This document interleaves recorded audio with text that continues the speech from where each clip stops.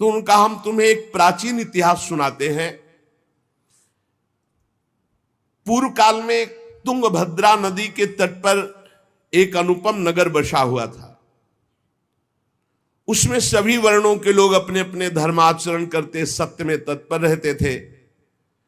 उस नगर में समस्त वेदों का ज्ञाता, श्रौत स्मार्त कर्मों में निपुण एक ब्राह्मण रहते थे जिनका नाम था आत्मदेव।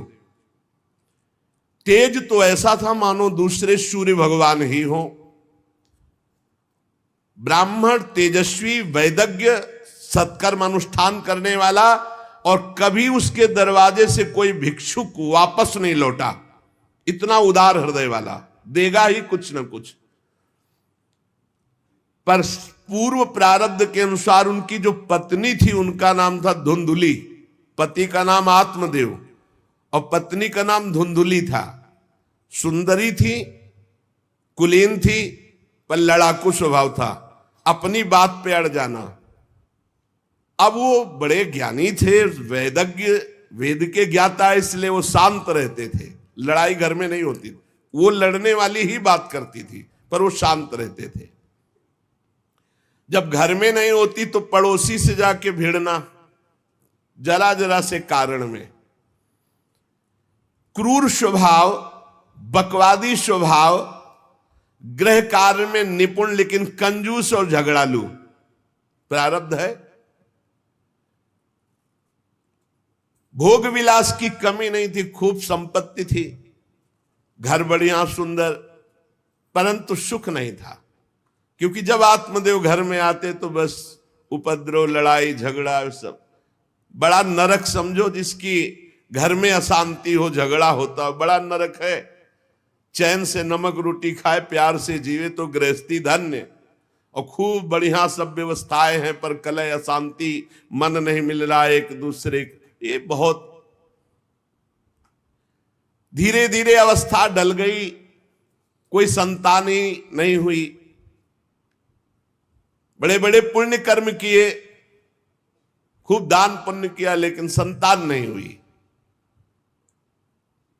अब वो ब्राह्मण बड़े चिंतातुर हुए आत्मदेव की, जिसके संतान न हो तो फिर उसको पिंडदान कौन करेगा। गृहस्थी में विचार होता, कुल परंपरागत चलाने वाला तो कोई होना चाहिए। अब वो बड़े चिंतातुर हुए, हर उपाय करके हार गए थे। तो एक दिन उनके मन में आया कि एकांत जंगल में चलते हैं और अपने प्राणों को त्याग देते हैं। क्योंकि घर में जाओ तो कलह है, न कोई संतान है। अब क्या, सब कुछ करके देख लिया, बुढ़ापा आ रहा है, पुत्र तो हुआ नहीं, तो कम से कम पुत्र होता तो कुल परंपरा चलाने। अब क्या, वो ऐसी भावना में थे कि जीवन व्यर्थ है, जंगल को चल दिए। उधर एक सरोवर में प्यास बुझाने के लिए एक महान संत आ रहे थे। जब कोई धर्मात्मा पुरुष दुखी होता है तो भगवान अव्यक्त रूप से संतों से मिला देते हैं। वो सन्यासी महात्मा थे। ब्राह्मण देखा कि वो जब जल पी चुके तो जाके साष्टांग दंडवत किया, शास्त्रों का ज्ञान था, हाथ जोड़कर खड़े हो गए। तो कथम रोदसी विप्रत्वम काते चिंता बलियसी वदतम सब्बत सत्वरम मह्यम स्वस्य दुखस्य कारणम। ये लंबी लंबी सांसें खींच रहे हो, उदास खड़े हो, दुखी दिखाई दे रहे हो। देखने से तो लगता है कि तुम ब्राह्मण हो, क्योंकि तेजस्वी हो। क्या चिंता है तुम्हारी जो तुम जल्दी जल्दी श्वासें खींच रहे हो लंबी, और दुख प्रकट कर रहे हो। ब्राह्मण ने कहा, महाराज आखिरी उपाय आप हैं। वैसे तो मैं बताऊं, अपने जीवन से निराश हो चुका हूं। आपको देखा तो आशा बन गई। पूर्व जन्म का कौन सा प्रारब्ध मुझे पता नहीं, पर संतान योग नहीं। अब मेरे पितर गरम गरम आंसू चिंता जनित छोड़ रहे हैं, क्योंकि पिंडदान करने वाला हमारे कुल में कोई नहीं रहा, संतानें नहीं उत्पन्न हुई। बहुत दुखी हो गया हूं। सही बताऊं, मैं आम प्राण त्यागने आया हूं जंगल में। मेरा मन मुझे धिक्कारता है कि तुम्हारा सब कुछ बेकार जब संतान नहीं। और यहां तक कि मैं जिस गाय को पालता हूं वो भी बछड़ा नहीं देती, वो भी बांझ हो जाती है। यहां तक कि जो पेड़ लगाता हूं उसमें भी फूल फल नहीं आते। कितना मैं दुर्भागी हूं, बड़ा भागा हूं। अब मैं अपने प्राण त्यागने आया हूं। और फूट फूट कर रोने लगे। संत का हृदय बड़ा करुणामय होता है। संत चाहे तो नवीन प्रारब्ध तत्काल रच सकते हैं, क्योंकि भगवान के भजन में अपार सामर्थ्य है। उन्होंने अपनी दिव्य दृष्टि से देखा, कहा आत्मदेव ब्राह्मण, पुत्र का मोह तो छोड़ दो, आप विवेक का आश्रय लो, भजन करो। मैं तुम्हारी रेखा को देख रहा हूं, एक जन्म नहीं 7 जन्म तक कोई संतान है ही नहीं। देखो, संतान के पीछे मत पड़ो। राजा सगर, महाराज अंग, बड़े बड़े संतान में बहुत दुख भोगे हैं। अब तुम भजन करो, जंगल में निकल आए, भजन करो, संतान की आशा छोड़ो। ब्राह्मण ने कहा कि मुझे उपदेश नहीं, ये उपदेश नहीं, सब पढ़ा हूं, मुझे पुत्र चाहिए, पुत्र देव, नहीं मैं आपके सामने अभी प्राण त्यागता हूं,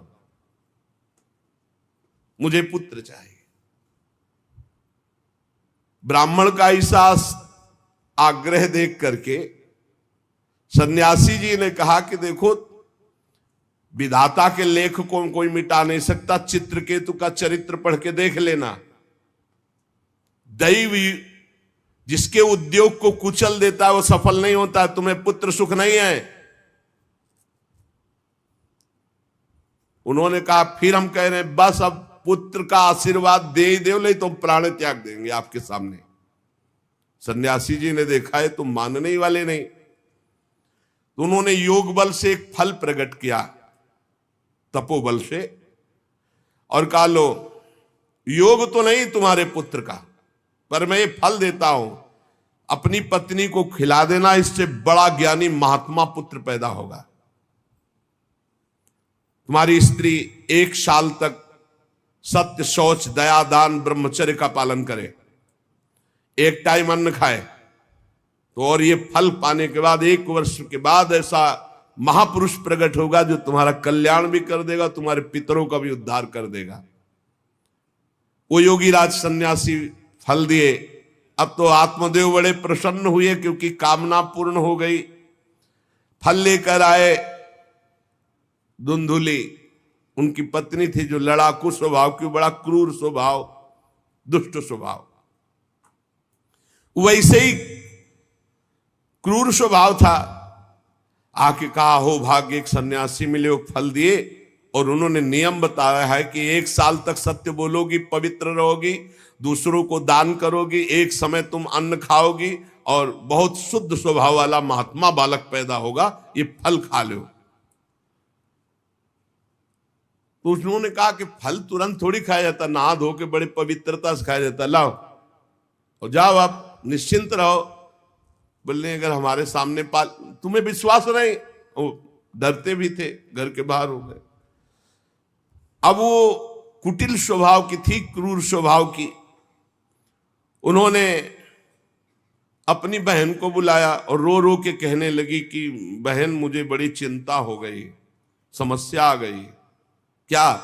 बोले पंडित जी जो ये फल लाए हैं, फल से गर्भ रह जाएगा। पहले तो नियम बता गए हैं कि 1 साल तक झूठ नहीं बोलना, पवित्र रहना है, और दूसरों को दान देना, एक समय अन्न खाना है। अब हम तो बड़ी भयभीत हैं कि जब पेट में गर्भ बढ़ेगा तो भोजन कम हो जाएगा, पेट बढ़ेगा तो भोजन कम हो जाएगा। ये तो मैंने कर नहीं सकती, क्योंकि 3 बार तो हमको अच्छा भोजन चाहिए, पंडित जी का 1 बार खाना, ये तो हो नहीं सकता। अच्छा, गर्भ बढ़ा, पेट बढ़ा, खाया पिया जाएगा नहीं, बहुत परेशानी उसमें लगेगी। और कहीं दैववश से अगर डाकू आ गए तो भाग भी नहीं पाऊंगी। चलो डाकू ना आए, कहीं आग लग गई घर में, तब तो हम जल के मरी जाएंगे, क्योंकि गर्भ पेट में, ये तो हमसे नहीं। और फिर गर्भ निकलते समय सुना बहुत कष्ट होता है, ये सब हमसे नहीं होने वाला। देखो, एक क्रूर स्वभाव की नकारात्मक सोच। और कहीं प्रसव काल में गर्भ टेढ़ा हो गया तो हम तो मरी जाएंगे, ये तो हमसे नहीं होगा। अगर गर्भ हमारा बड़ा होने लगा और घर में ननद आ गई तो सब माल मता समेटती रहेगी, हम तो कुछ लड़ ही नहीं पाएंगे क्योंकि लड़ने लायक नहीं रहेंगी। ये सब विचार करके उसका ये सब हमसे नहीं होने वाला। तो उनकी बहन ने कहा सोच क्यों करती हो।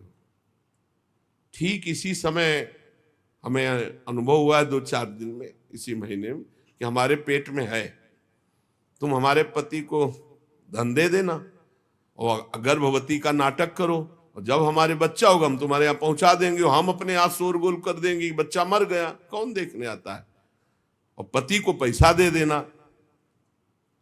हाँ, ये तो बढ़िया बात रही, बढ़िया विधान बन गया, जैसे को तैसे मिले तो बढ़िया विधान बन गया। तू गर्भवती का नाटक कर आज से कि फल पा लिया और मैं गर्भवती हो गई, मैं अपने बालक को मरा घोषित कर दूंगी, और ये जो फल लाए हैं इसकी परीक्षा के लिए जो गऊ है उसको उपवा दो। जैसा उनकी बहन ने कहा था वैसे ही धुंधुली ने सब कर दिया। देख लो, कहा था स्वामी जी ने तुम्हारे 7 जन्म बालक नहीं, तो देखो बुद्धि कैसी खराब हुई, गाय को पवा दिया। अब जब उसकी बहन के पुत्र हुआ तब तक वो कपड़ा वपड़ा पेट में लगा के नाटक करती रही होगी कि हमारे गर्भ है। फिर एकदम घोषणा कर दी जब वो पुत्र रातों रात पहुंच गया कि हमारे संतान हो गई। उसके पिता को अच्छा धन दे दिया, वो धुंधुली को ला करके बहन का बेटा दे दिया। आत्मदेव तो बहुत आनंद हो गए, जानी न जाए नारी गति भाई, उनको क्या पता कि घर में क्या रहस्य हुआ। वो तो बहुत सुखी हो गए कि संत भगवान के द्वारा दिए हुए फल से हमारे पुत्र हो गया। बड़ा आनंद, बड़ा उत्सव मनाया, बालक के जात कर्म संस्कार कराए, खूब दान पुण्य किया, मांगलिक कृत्य किए। धुंधुली ने अपने पति से कहा कि पता नहीं क्या कारण है, मेरे वक्षस्थल में दूध तो है नहीं, और अभी नया बालक है, बिना मां के दूध के जीवित नहीं रहेगा, तो हमारी बहन के बालक हुआ था पधार गया है, उसको बुला ले क्या। अरे उन्होंने कहा बिल्कुल बुलाओ, हम और पैसे देंगे, स्वागत करेंगे, हमारा बच्चा पुष्ट होना चाहिए। बहुत बुद्धि लगाते क्रूर स्वभाव के लोग, कैसा एकदम फिट कर लिया विधान। अब उसको बुला लिया बालक का पालन पोषण करने के लिए पैसे के बाद, और वो असली मां तो वही है ही है। पुत्र की रक्षा के लिए जो जो कहा आत्मदेव ने वो सब स्वीकार कर लिया। 3 महीने इस बालक के व्यतीत होने के बाद, उन्होंने कहा था 1 साल बाद होगा, 3 महीने व्यतीत होने के बाद गौ के बच्चा हुआ मनुष्याकार, केवल कान गौ के, पूरा मनुष्याकार, सर्वांग सुंदर, दिव्य तेजोमय, स्वर्ण की सी कांति, क्योंकि वो योगी के तप का। ब्राह्मण देवता नाच पड़े कि भगवान जब दिए तो कितना आनंद, घर में भी बच्चा और गौ के भी बच्चा ही हुआ। खूब संस्कार करके मंगलदान, बड़े प्रसन्न हैं। सब लोग कहते आत्मदेव का देखो कैसा भाग्य बदला कि घर में भी पुत्र हुआ, गौ के भी पुत्र हुआ, बछड़ा नहीं, केवल कान भर। कैसे आश्चर्य की बात, दिव्य बालक उत्पन्न हुआ। पर इस गुप्त रहस्य का किसी को पता नहीं। आत्मदेव ने देखा कि बालक पूरा मनुष्याकार, केवल कान, गाय के तो नाम रखा गोकर्ण।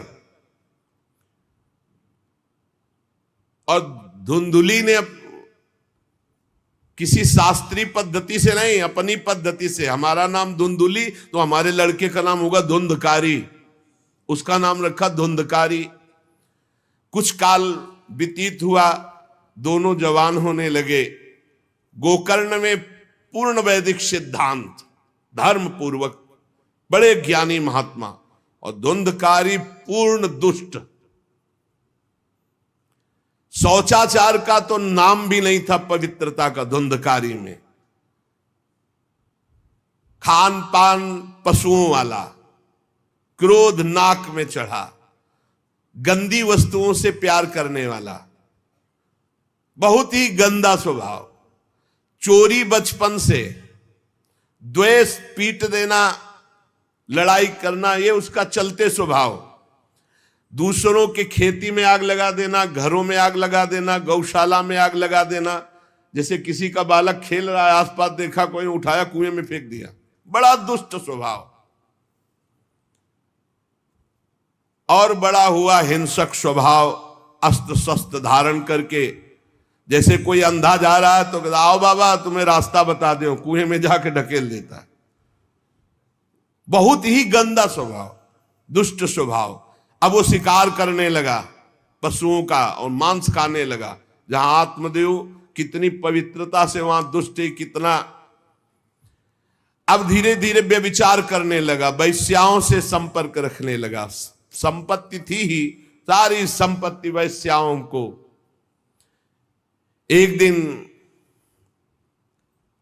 पिता ने कहा आत्मदेव ने कि तुम्हारे आचरण इतने आसुरी प्रभाव के, हमें लगता है कि तुम हमारा सर्वनाश करने के लिए प्रकट, ये क्यों करते हो? तो खूब गिरा गिरा के मारा आत्मदेव को। सन्यासी की बात अब याद आई कि तुम्हारे भाग्य में पुत्र सुख नहीं है। खूब मारा आत्मदेव को। जब इतनी जोर से मार रहा था तो थोड़ी तो दया आई कि पति है, बचा ले। तो धुंधुली गई तो फिर धुंधुली की दम जम के पिटाई की। अब वो तो राक्षसी स्वभाव। और घर के जितने जेवर बर्तन सब उठा के बेच दिए, वैश्यागामी हो। अब जब सारी संपत्ति स्वाहा, खाने को भी नहीं, तो धुंधुली बैठ के रोती। रोना इससे तो अच्छा कि मैं बांझ रह जाती। दुष्टता की ना, पति ने जब तुम्हें एक दिव्य फल दिया था, खाना चाहिए था। मैं कहां जाऊं, कौन मेरा सहयोग करे? बड़ी विपत्ति, बड़ा दुख, न खाने को न पीने को। अतरे दिन पिटाई करता धुंधकारी, आत्मदेव की भी और धुंधुली की भी। पिता बैठ के रो रहे थे। मैं सन्यासी की बात मान जाता तो गोकर्ण जी आए और उन्होंने कहा पिताजी, आप जैसे विद्वान पुरुष को ऐसा शोक करना उचित नहीं। तुम शास्त्र के ज्ञाता हो, तुम्हें चाहिए कि संसार की असारता का तो थोड़ा विचार करना हो। ये दुख रूपी मोह में फंसकर आप एक अज्ञानी पुरुष की तरह रो रहे हो, पिट रहे हो। पिताजी, क्या शास्त्रों में नहीं पढ़ा पुत्र किसका, धन किसका, पत्नी किसकी, शरीर किसका? ये मोह के कारण अज्ञानी जन रात दिन दीपक की तरह जल रहे। पिताजी, ना सुख इंद्र को है, न चक्रवर्ती राजा को है। सुख है तो एकांत में भगवान का भजन करने वाले को है। ये देखो गोकर्ण, ये मुंचा ज्ञानम प्रजारूपम मोह तो नरके गति। ये नरक जाने वाली बात, पुत्र के मोह में फंस करके आप छोड़ो इसे, आपका शरीर नष्ट हो जाएगा। इसलिए मेरी प्रार्थना मानो, आज से निकलो घर से और वन में जाओ, भगवान का चिंतन करते हुए जीवन व्यतीत करो। गोकर्ण जी के वचन सुनकर आत्मदेव वन में जाने के लिए तैयार हो गए। उनका बेटा, आज तक तो कभी वन में तपस्या भजन किया नहीं, बड़ा शरीर से राग है, क्या करूं, कैसे भगवत प्राप्ति करूं? तो देहे स्थिमांसि रुधिरे भिमतिम त्यजत्वम जाया सुतादिषु सदा ममतां विमुंच पश्यानिशं जगदिदं क्षणभंग निष्ठं वैराग्य राग रसिको भव भक्ति निष्ठा धर्मं भजस्व सततं त्यज लोक धर्मान सेवस्व साधु पुरुषान् जहि काम तृष्णाम अन्यस्य दोष गुण चिंतन मासु मुक्त्वा सेवा कथा रसमहो नितराम पिबत्वम। संत समागम कभी व्यर्थ नहीं होता। देखो, संत समागम का फल है गोकर्ण जी। गोकर्ण जी ने कहा, पिताजी, जिस शरीर को आप मैं मान रहे हो, ये आप मैं नहीं हो। ये शरीर हड्डी मांस रुधिर का पिंड है, इसे आप मैं मानना छोड़ दें। आपकी स्त्री, आपका पुत्र, ये कभी आप मत माने। ये आपके नहीं थे, न पहले और न बाद में, बीच में भास रहे कि आपके हैं। ये संसार रात दिन नाश को प्राप्त हो रहा है, क्षण भंगुर है। किसी भी कोई वस्तु में ममता मत करो, यहां कुछ स्थायी नहीं है, सब नष्ट होने वाला है। बस एकमात्र वैराग्य रस के रसिक होकर भगवान की भक्ति में लग जाओ। कैसे भक्ति करे? धर्मम भजस्व सततम, सदैव धर्म का भजन करो। कौन सा धर्म? बोले त्यज लोक धर्मान, लोक धर्म का त्याग करके भागवत धर्म का आश्रय लो। भागवत धर्म का आश्रय कैसे प्राप्त होगा? बोले सेवस्व साधु पुरुषान, सदैव संत पुरुषों का संग करो, उनकी सेवा करो। उनके संग से, उनके वचनों से, उनकी कृपा से तुम्हारे हृदय में भागवत धर्म का परिचय जागृत हो जाएगा, तुम महाभागवत हो जाओगे। पर संतों का सेवन करने के लिए जो सबसे बड़ा दोष है, काम और तृष्णा, ये नई संतों के पास टिकने देती। इसलिए जही काम तृष्णाम, कामना और भोगे हुए भोगों को जो भोगने की इच्छा, तृष्णा, इनका त्याग करके संत संग करो। और जब संत संग होने लगे तो सावधान हो जाओ। अन्यस्य दोष गुण चिंतन मासु मुक्त्वा, दूसरे के गुण दोषों का चिंतन न करके श्री भगवान का चिंतन करे, भगवान की सेवा करे, भगवान की कथा लीला सुने, तो उसको नित्य भगवत धाम की प्राप्ति हो जाती।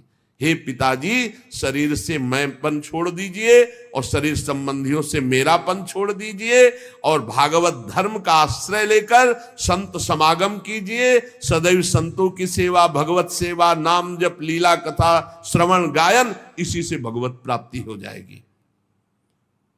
बस उसी समय गोकर्ण को मन से प्रणाम करके कि भगवान गुरु रूप से इसी रूप में आकर मुझे उपदेश दे रहे हैं, उसी समय आत्मदेव जी ने तो घर छोड़ दिया और वन की यात्रा की। 60 वर्ष की आयु हो चुकी थी, पर ज्ञान था शास्त्रों का।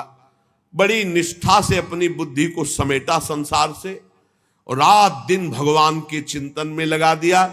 भगवान के चिंतन और भागवत के 10वें स्कंद का रोज पाठ पूरा, जो भागवत का 10वां स्कंद श्री कृष्ण लीला चरित्र से भरा हुआ है, पूरा पाठ और निरंतर नाम जप, इसके प्रभाव से श्री कृष्ण चंद्र की प्राप्ति हुई गोकर्ण जी के उपदेश से आत्मदेव की। अब जब पिता वन को चले गए तो और छूट, वैसे मानता तो था ही नहीं, पर और छूट हो गई। अब धुंधकारी ने उठाई लाठी डंडा, जो धुंधुली की डट के पिटाई की और कहा बता धन कहाँ है। अब जितना धन था तो सब ले गया। फिर जलती हुई लकड़ी, लुकाठी, उससे बता धन कहाँ है। किसी तरह वो छूट पाई तो भागते हुए जाकर कुएं में गिरकर अपने शरीर को नष्ट कर दिया कि रोज की पिटाई से अच्छा एक बार दुर्गति को प्राप्त हुई। धुंधुली दुर्गति को प्राप्त हुई, पति आत्मदेव श्री कृष्णचंद्र को प्राप्त हुई। योगनिष्ठ गोकर्ण जी ने जब देखा कि धुंधकारी का आतंक बढ़ रहा है तो उन्होंने छोड़ दिया। जो ज्ञानी पुरुष होते प्रपंच नहीं स्वीकार करते, उनको कोई सुख दुख इससे नहीं, उदासीन भाव से तीर्थ यात्रा को निकल गए। धुंधकारी ने 5 वैश्याओं को अपने संग में रखा, सब नौजवान वैश्याएं। अब उनके लिए पशुओं का मांस चोरी करके उनकी मनोकामनाएं पूरी करना। बुद्धि भ्रष्ट थी, आचरण भ्रष्ट थे, क्रूर कर्मा। एक दिन उन वैश्याओं ने कहा कि हमको तो हार नहीं पहनाया आज तक, कामना होती है।